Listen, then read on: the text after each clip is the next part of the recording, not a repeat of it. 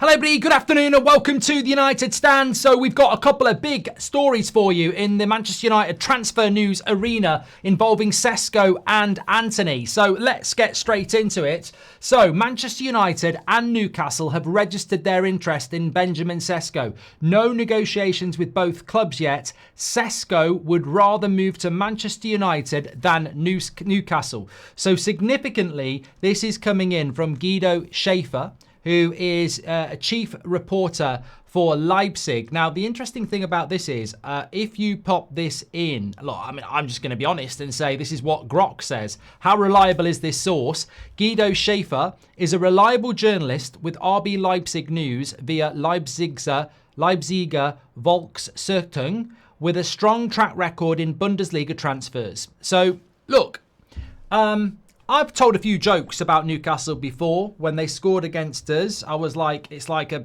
zebra crossing to 3 points. You could say if Newcastle miss out on Cesco to Manchester United, it's a huge win for us.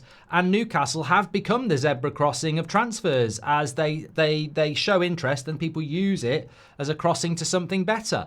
I hope this is going to happen. I mean, look, that's something that could come back and bite me on the backside, so to speak. But look, I don't know, sometimes you just get a feeling, don't you? And we were talking about this on the morning show yesterday. And look, Ollie Watkins is Man United's priority as of Friday. But I think that United might finally be using Cesco in the way Arsenal did.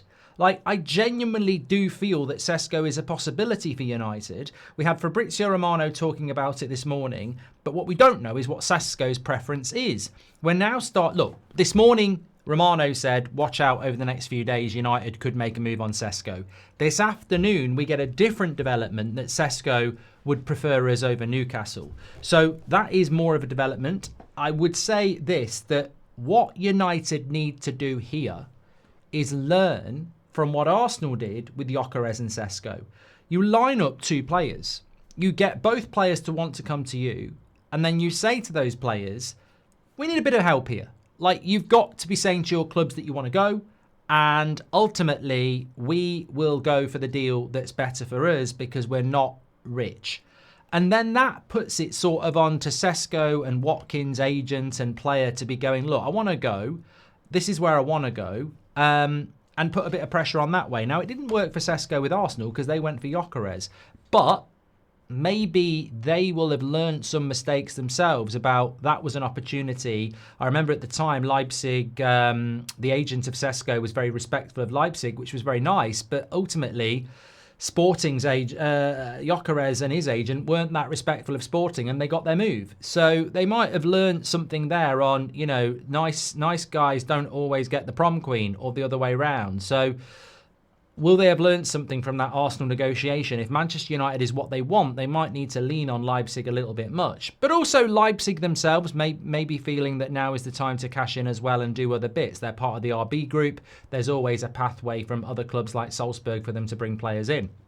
So it's quite significant, I think, that this update is coming in from a journalist very close to Leipzig. And as I say, I have this feeling that United may pivot towards Cesco. I would still say that Watkins is the priority at the moment, and we may well be using Cesco as a little bit of a diversion, like maybe Arsenal did with Gyökeres. But it ain't a bad diversion. I think if Arsenal hadn't been able to get Gyökeres, they probably would have proceeded with Cesco.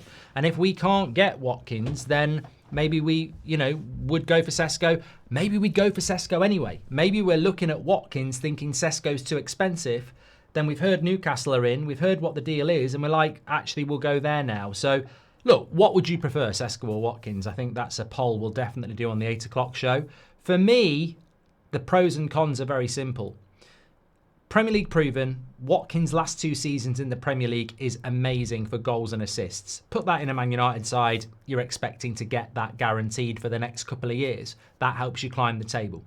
He is 30 in December. I'm less worried about that. I'm more worried about the fee from Aston Villa, because you can't be paying 50, 60 million pounds for someone who's going to be 30. It's stupid. But Villa are right to demand it because it's their star striker. With Cesco, if his price is close to Watkins, then you get another 8 years. He's 8 years younger, isn't he? Or 7 years younger. So that makes sense financially. He's also got more growth. Watkins naturally will regress over the next 4 to 5 years, whereas Cesco's going to improve because he's only in his early 20s. The question is, Cesco in the Premier League, he's never played here before. And that, as we know, especially from the Bundesliga, there's a big, look at Timo Werner for a start. So there are pros and cons. If Watkins was available for 40, I'd probably go with that because you've got Obi coming through, maybe Rasmus stays. But if they're demanding a big price, we need to move quickly. So I probably would go Cesco if Villa won't move on the price. Let's get your thoughts in there. But it's positive that he probably does, by the sounds of it, prefer us to Newcastle. Also, I don't know about this one. It could be a good thing. Al Nazir, according to Santi JFM, who is a journalist from France and is, got significant amount of followers on X and is sometimes very correct about his stories. He's saying that Al Nazir have sent a bid to Manchester United to sign Antony. Now, as we understand it, a little bit of exclusivity here, that is something that Antony and his agent are open to discussing, but it's not their priority. Remember, the agent said this a couple of days ago that he's open to Saudi. That statement was slightly taken out of context because it read like he would have wanted a loan to Saudi. But effectively, Antony wants to play football. He had a very good loan. He went and did the work. He did really, really well. And now the World Cup's coming. He's on the edge of being in the Brazilian squad. He wants to play. Betis can't get the money. Man United won't negotiate on a cheap price or another loan. They want to sell. You've now got Saudi clubs saying they will buy. What Antony is doing at the moment with his agents is saying they're open to everything and they will discuss everything in the hope that if they start discussing a Saudi move, one of the European clubs that are waiting for a deal at the end of the window might suddenly swoop in. So effectively, it's a game of poker. Antony might end up in Saudi, but that's never really been the destination that he wanted. He wants to stay in Europe and he wants to be playing football now. But football is a business for some clubs, and Betis certainly, maybe Atletico Madrid, are looking at this and going, can we get him on loan next year? Or can we get a cheap deal? United don't want to do a loan. So the agent of Antony and Antony himself are aware of Man United's position. They want to cash in and they're not going to do loans. And if they are going to do loans, they're not going to do them till the end of August.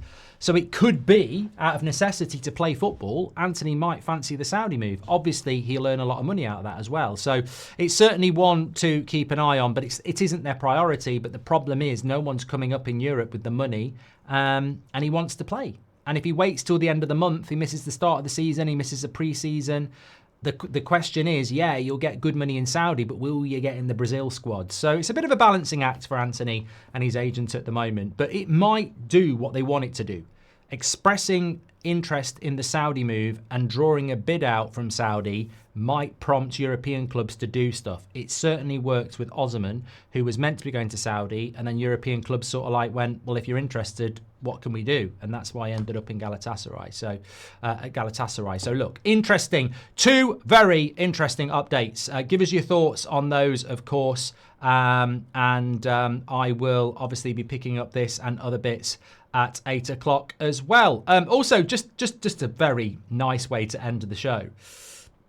Did you know, we tweeted out this morning this, Manchester United's capacity for the game against West Ham at the MetLife Stadium last night was 82,556. The capacity at the MetLife Stadium a couple of weeks ago for the Club World Cup final was 81,118. So a Man United pre-season friendly against West Ham had more people watching it than the Club World Cup final. When you're big, you're big. Thanks for watching. Take care. I'll speak to you at 8 o'clock live. Get your comments in below as usual. Thanks for watching.